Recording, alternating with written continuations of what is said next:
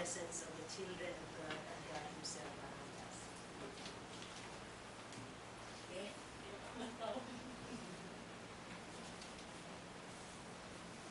Yeah.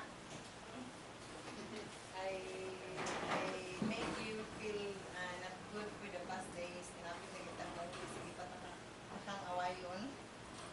Sorry for that.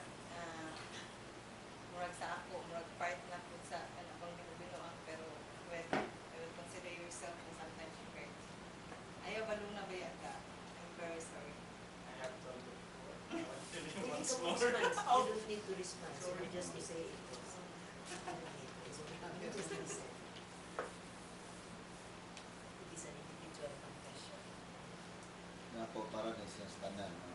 Sorry nga wag ko makatag mo. Most of the time sa grupo bitaw kay baka daghang kitawag na meeting ana bitaw muna nga kuhit lang gini nga po mga sorry kayo not given murag full of my time to be with you. Murag so happy murag kaduha yung presentation kalingkot ko but the rest murag wa gyud kay. I tried my best to be close to you. Sorry.